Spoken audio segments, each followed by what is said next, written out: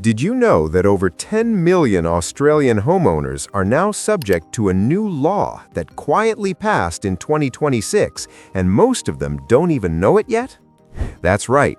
Without much media coverage or public debate, the government introduced a law that could change how you buy, sell, renovate, or even live in your home. And here's the kicker. If your home doesn't meet the new rules, it could drop in value fast. So why wasn't this headline news? Because buried inside complex policy changes are 10 powerful rules that affect everything from energy ratings to renovation approvals. If you're a homeowner, future buyer, or investor, you need to hear this, because what you don't know could cost you thousands. Stay with me, because some of these changes are shocking, and you won't hear about them anywhere else. Here's something that caught a lot of homeowners off guard. You can no longer sell or rent out your property without passing a climate compliance inspection. Yes, it's now legally required. As part of the 2026 housing reform, the government has made it mandatory for all properties being sold or leased to undergo a climate readiness audit. This inspection checks whether your home meets new national standards for energy efficiency, carbon emissions, insulation, solar capability, water management, and more. Sounds technical? It is, and it's also expensive if your home doesn't pass. Why does this matter? Because if your property fails the inspection, you'll be forced to upgrade it before putting it on the market. This could mean replacing old windows, updating insulation, adding ventilation systems, or even installing a solar setup, all before you can sell or rent. And here's the kicker. Many older homes, especially those built before 2000, are unlikely to meet the new standards without renovations. It's no longer just about location or curb appeal. If your home isn't climate compliant, buyers will walk away, or you'll face delays and lower offers. Action tip: book a preliminary audit with a certified energy assessor before listing your home. This gives you time to make upgrades on your terms, not in a rush during a sale. This is just the first of 10 major changes, and trust us, the next one affects every single seller in the country, even if your home is brand new. If you're planning to sell your home anytime soon, you'll need more than just a fresh coat of paint and a clean kitchen. As of 2026, every home listed for sale in Australia must include an official Energy Efficiency Certificate, or EEC, and without it, you legally can't put your home on the market. This certificate rates your property's energy performance on a scale, much like the energy ratings you see on appliances. It measures things like insulation quality, heating and cooling efficiency, window glazing, solar capability, water usage systems. Why is this such a big deal? Because buyers are now trained to look at your energy rating before they even walk through the door. And properties with a low rating, they're getting passed over or lowballed, especially with energy prices rising. In some states, lenders are also starting to offer better mortgage rates for homes with higher efficiency ratings, which means buyers will actively prefer well-rated homes. For sellers, this means one thing. If your EEC score is low, your property value could drop, or your home could sit unsold for months. And you can't hide it. The certificate must be included in all advertising, just like land size and number of bedrooms. Action tip: before listing your property, get an energy audit and work on quick win upgrades, sealing droughts, adding insulation, or switching to LED lighting. These small changes could boost your rating and your sale price. And this is just the beginning. The next law could cost you money every year simply for owning an older home. Think owning your home outright means you're safe from rising costs? Think again. Under Australia's 2026 housing reform, a new annual property tax has been introduced for homes that failed to meet emission standards. It's being called the High Emission Property Levy, and it's already raising eyebrows across the country. Here's how it works. If your home is found to consume excessive energy or rely on outdated systems like old gas heaters, poor insulation, or non-compliant hot water systems, you'll be flagged as a high-emission household. That flag comes with a yearly surcharge added to your existing property tax bill. For many older homes, especially those built before 1995, this could mean hundreds to thousands of dollars added to your annual expenses every single year. Why does this matter? Because this isn't a one-time penalty. It's a recurring charge until you bring your property up to standard. So even if you're not planning to sell or rent, your home could quietly become a financial burden. And here's the twist. The government isn't just doing this to punish old buildings. It's designed to push homeowners toward eco-upgrades, like replacing old appliances, improving insulation, and switching to renewable energy. Action tip: request an emission profile or energy audit of your home to see where you stand.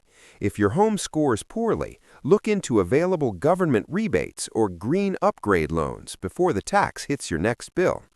This is no longer just about what your home is worth, it's about how much it costs you to keep it. Next up, a rule that could impact anyone planning a reno, and it's not as simple as getting council approval anymore. Thinking about renovating your kitchen, extending your living room, or adding a granny flat? In 2026, that just got a whole lot more complicated. Under the new homeowner law, all major renovations now must meet strict climate compliance codes, including net zero building standards. That means your dream reno project now has to follow eco-friendly construction rules, whether you're building from scratch or just updating what's already there. You can't just slap on a new room or upgrade your bathroom. Your plans must prove that they'll reduce energy usage, lower emissions, and improve water efficiency. And councils now require compliance certificates before granting final approval. Why is this such a big deal? Because it adds cost, time, and paperwork. Builders and contractors must now work with sustainability consultants, and your materials must meet green standards, which are often more expensive. If you skip the compliance, you could face construction delays, fines, or even be forced to reverse non-compliant work. And here's the kicker.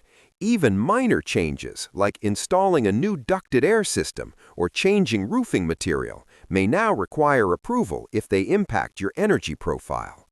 Action tip: before planning any renovation, speak to a certified green architect or building consultant.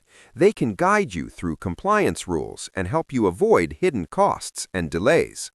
Renovating your home is still possible, but now it's about doing it the right way, not just the fast way.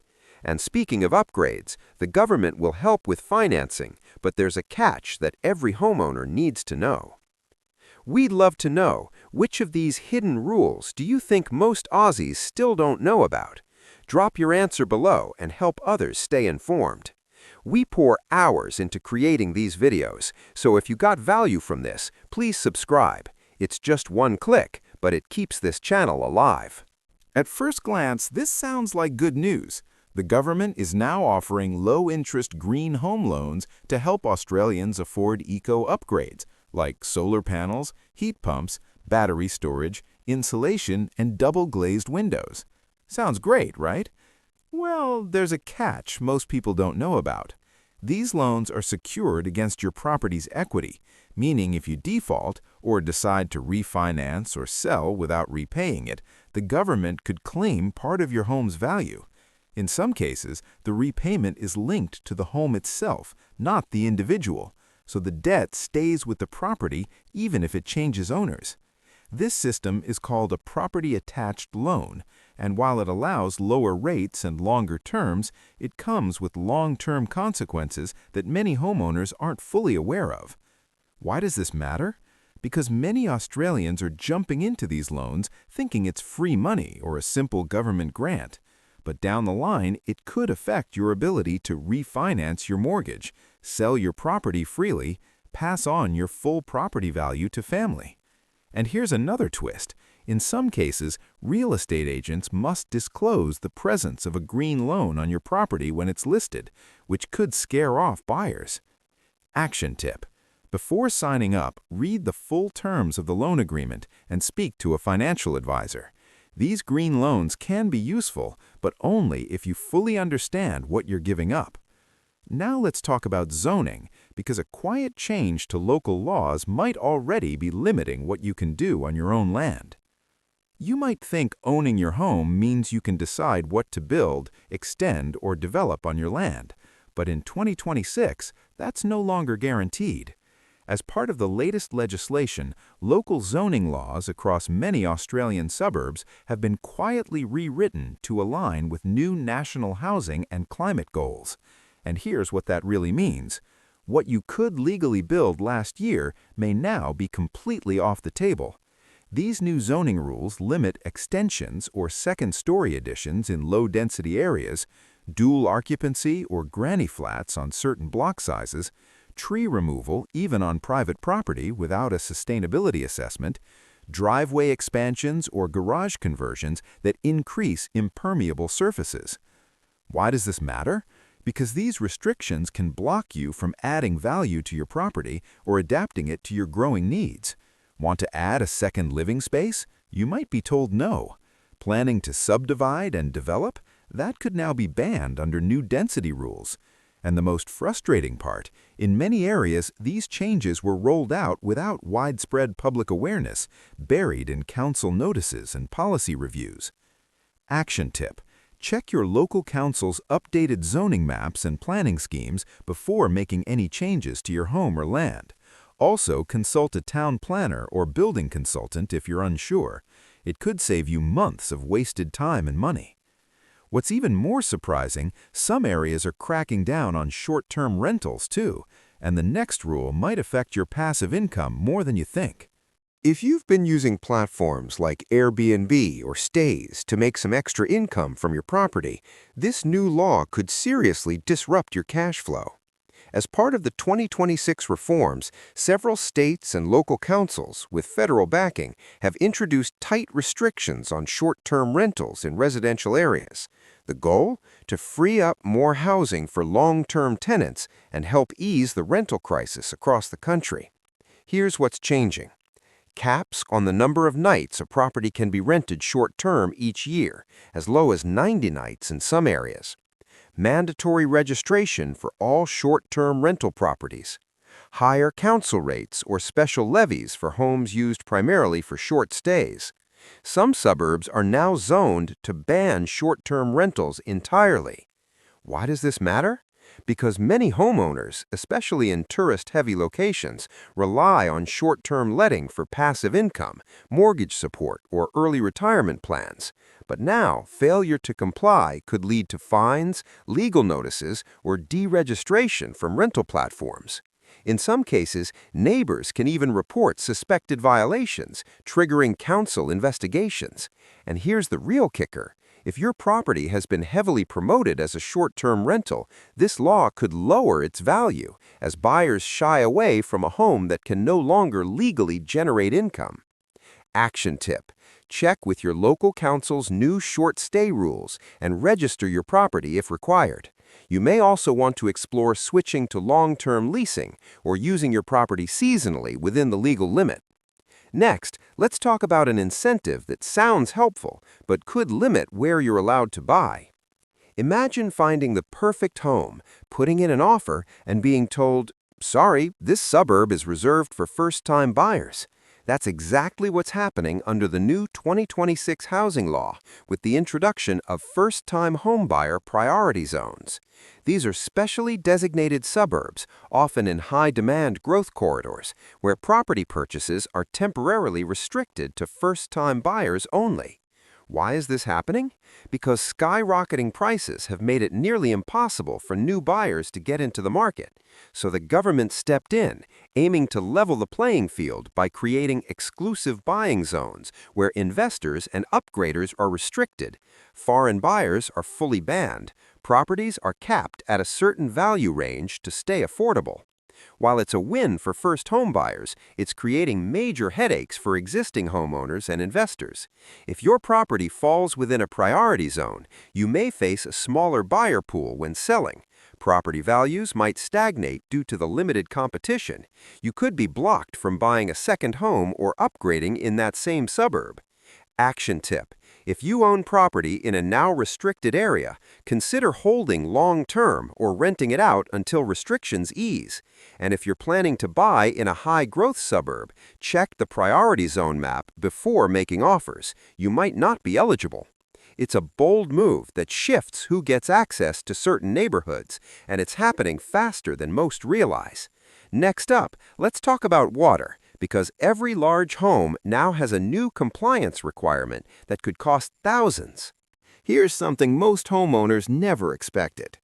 If your property is over a certain size, you're now legally required to install water management systems or face compliance issues that could affect your insurance, renovation approvals, and even resale value. Under the 2026 law, any home with a roof area over 150 square meters or located in designated water-sensitive zones must have certified rainwater capture and runoff control systems. This includes rainwater tanks connected to toilets or laundry, permeable paving for driveways, stormwater filtration systems to reduce environmental runoff. In some areas, on-site gray water recycling. Why was this introduced? To combat rising water scarcity and flooding risks caused by climate change. But while the goal is good, the costs for homeowners can be significant, with full systems often ranging from $5,000 to $15,000 plus, depending on your location and setup. And this isn't just for new builds.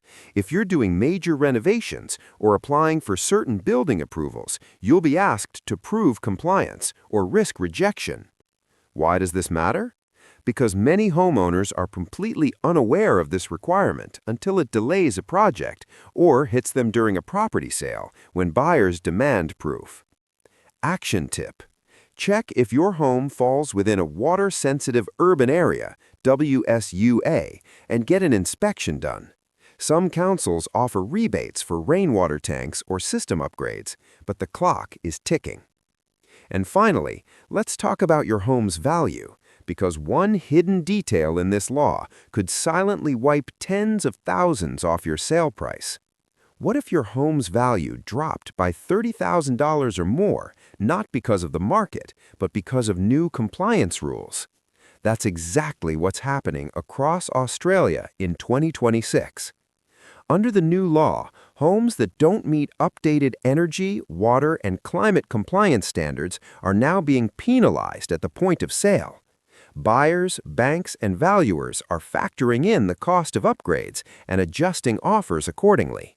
Translation: if your home isn't compliant, you're starting off with a discount, whether you like it or not. Real estate agents are now required to disclose energy efficiency certificates, EEC scores, pending climate compliance upgrades, any government-attached green loans or levies, water management deficiencies or known emission issues. This transparency is good for buyers, but for sellers, it can mean instant loss in value, especially if multiple repairs or upgrades are needed. In some cases, sellers have been forced to drop their asking price, offer incentives, or agree to cover part of the upgrade costs just to get the deal across the line. Why does this matter? Because it flips the selling process on its head. You can't rely on location or presentation alone. Compliance is now part of your home's value. Action tip. If you're thinking about selling in the next 1 to 2 years, get a compliance audit now. Addressing issues ahead of time could save you tens of thousands in negotiations and even help your home sell faster. Now that you've seen all 10 changes, let's wrap this up with some final thoughts and what you should do next to protect your property. These 10 reforms aren't just government policy, they represent a fundamental shift in how property works in Australia. From energy efficiency requirements and renovation restrictions to property taxes and sale price penalties, the 2026 homeowner laws affect nearly every part of owning, improving, or selling a home. And what's most surprising? Most Australians still have no idea. Whether you're a first-time buyer, long-time homeowner, property investor, or someone planning to retire, these rules have the potential to cost or save you thousands, depending on how prepared you are. This isn't about panic, it's about being informed, proactive, and ready to adapt before it's too late. The government isn't reversing these changes. In fact, more are coming. So don't wait until you're blocked from a renovation, fined for non-compliance, or forced to discount your property just to sell. Now is the time to get ahead of the curve and turn these new rules from obstacles into opportunities. If you're a homeowner or plan to be one, here's your 5-step action plan to protect your investment and stay ahead of these changes. Step 1. Get a full compliance audit. Hire a certified building consultant or energy assessor to evaluate your home's climate readiness, water efficiency, and emissions profile. This gives you a full picture of where your home stands and what needs upgrading. Step 2. Improve your energy rating. Focus on quick wins, seal air leaks, upgrade to LED lighting, improve insulation, and switch to energy-efficient appliances. These low-cost improvements can boost your energy efficiency certificate and increase your home's value. Step 3. Check local zoning and short-stay rules. Visit your council website and check for changes to zoning, building, and short-term rental laws. If your suburb is now a priority zone, understand what it means for your future plans. Step 4. Review your financing carefully. If you're considering a green loan, read the front print. These loans are helpful, but they may be attached to your property title and affect your resale. Step 5. Future-proof your property. Even if you're not selling now, consider compliance upgrades as a long-term investment. The earlier you act, the less you'll pay later, and the more you'll benefit from rebates or incentives. Your home is likely your biggest asset, and in 2026, how you manage it has never mattered more. Which of these 2026 laws do you think is the most shocking or the most unfair? Drop your thoughts below. We actually read every comment. If this opened your eyes, make sure to check out our last video on the new pension changes. It's a must-watch for every Aussie. We put hours into researching and simplifying these updates for you. So if you found this helpful, please hit that subscribe button. It's just one click, but it means the world to us and helps us keep bringing you the truth they don't advertise.